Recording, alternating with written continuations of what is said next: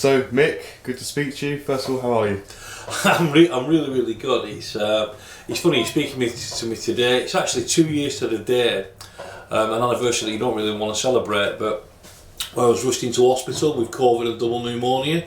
I ended up and going in a coma and fighting for my life. I celebrated this morning at 6:45 with a PT session across the road at David Lloyd. So no, listen, I'm good. It feels a lot better. Feel very relieved. Great weekend, and it's good to be in work today and excited. Looking forward to the weekend.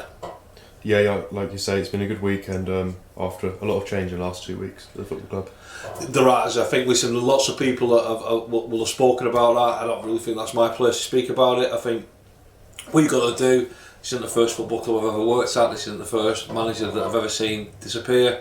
I have my own personal feelings and I have all of that, but I think what you've got to do, you've got to be professional. I work for Woking Football Club, my contract's with Woking Football Club. I'm delighted that I work for Woking Football Club. That my future is here. I want Woking to be my home and I want to be successful. I think I'm being honest, and I always am. Sometimes it comes back and bites me on the bum a little bit, but I think I've got to learn a lot of lessons from my time at Woking. I think if I came here again, I'd do things differently, and all I can do is start by doing them differently from now. I think, since I'm the commercial director, it's important that I concentrate on what I do, what I'm very, very good at, I believe. I think, the results speak for themselves in terms of what we've done off the pitch. I don't see really, I shouldn't really have been getting involved too much in football things, getting close to people. It's difficult. You mean well and you want to do the best for the football club. I think the best thing for me to do for this football club is to concentrate on what I'm really good at, concentrate on the commercial, concentrate on bringing in as many new sponsors and deals as I can to this football club, and helping whoever the manager be, whether that's Ian Dyer or somebody else, helping them by bringing in more money so the budget can be increased, so we can bring in and help the team go to the level that we want to go to. I think that's the best way that I can help this football club. I think it's important that I get back to maybe concentrating on that. We all live and learn. Yeah, and there's obviously been a few new deals you've agreed in the last month or so. Do you want to touch on those? Yeah, no, so really excited with all of them. It doesn't matter whether you're a massive commercial partner or a small one. You're valued by us, and that's the key to it. But listen, great to bring in Doubletree Hilton. The good news on that is we're going to sit down, and already they're so impressed with what we've done. They're looking to extend and sign a 2-year exclusivity deal. So that's really, really good and really promising. So we're going to be with them. With Asprey as well, that's till the end of next season. Orminstead, they've come in. And also as well is we're starting to agree some deals for next season. I think I'm going to keep them under my hat for the time being, but I think be prepared to announcements. This is renewed, that's renewed, renewals, which are really good. And also looking to bring in some new people. All those three are new. Don't think any of those three have sponsored the football club before. So they're all new and also super exciting. And it's great to be working and be a part of the community of Woking. Like I said to you, he's genuinely, so I don't want to get emotional or anything about like that, but I think, when I came here, been through so much with the COVID and with the illness and things, I needed a new challenge. I separated from my wife and moved to a new home and all of that, and a new place. When I stepped foot in Woking, I didn't know anybody here. I think that that I know quite a lot of people in Woking now, and I've made so many great friends here that I want Woking to be my home for many years. This is where I want to live. This is where I don't ever want to be moving away from Woking. I love the area and everyone's been so kind to me. So how do you see the future of Woking now things are a bit better? Well, listen, I think it's important that we got the win.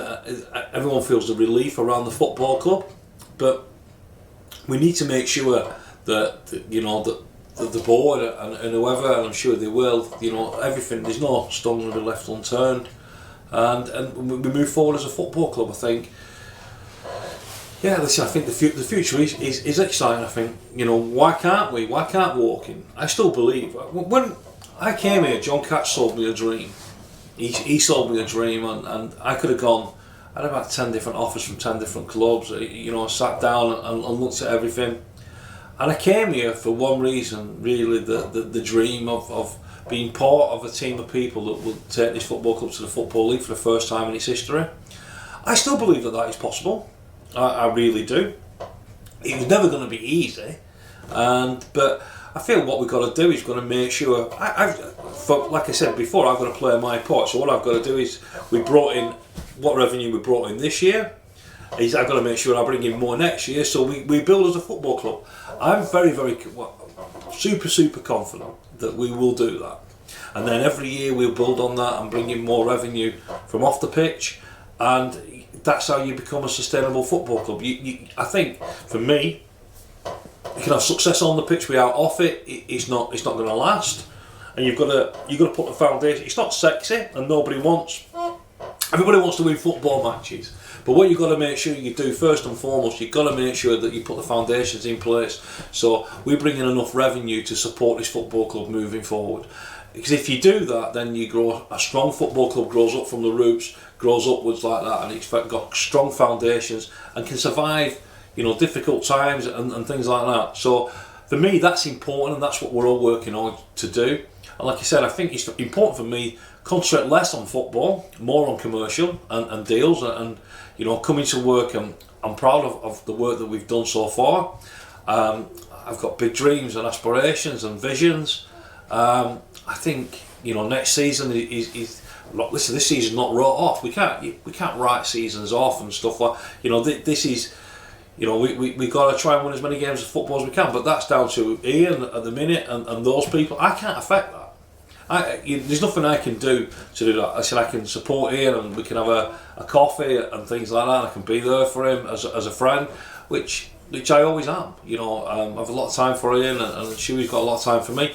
But Ian's got to do that. I've got to do what I've got to do, and you hope that if everybody does their own jobs, and then we'll become stronger as a football club. It's like you guys, you've got to do your jobs, and you can't affect the result. It helps when Nicky Kabamba pops up in the 94th minute, which absolute scenes. I seriously, that's what I mean. I've got to take myself away from it. I'm not going to see the season out. They're going to give me an heart attack, these boys. But I think it's important that I concentrate more on what I do. And if I do my job and everybody does their job, then we'll be successful. No two ways about that. Yeah, and talking of off the pitch, we obviously have a few events coming up at the stadium, like the birthday party. Do you want to speak about those? Yeah, of course. We got the stadium, the Laithwaite Community Stadium is 100 years. I believe Andrew Laithwaite's been sponsoring it for 99 of those. I'm only joking, Mr. Laithwaite. No, so that's on the 8th of May. Stuff on the pitch, I think Simon has been working on behind him. I think there's inflatables, there's music, there's beer and festivals and tournaments and all sorts of stuff. It's going to be a great day, and it's going to be something that the whole community can really celebrate, I think. But as well as that, we're moving into comedy. I think we've got 2 comedy nights, one in May, one in July. You caught me on the hop, but I think those are correct. And other start putting other events in. It's dead simple. It's dead simple, this. A football club can't survive on football alone. And anyone who thinks it can, is crazy. You're not going to do it. We have to make sure that we put these events on and they're successful, and we build an events portfolio across the full calendar, which Simon was doing. I support him and I help him wherever I can, because we're a team, and that's important.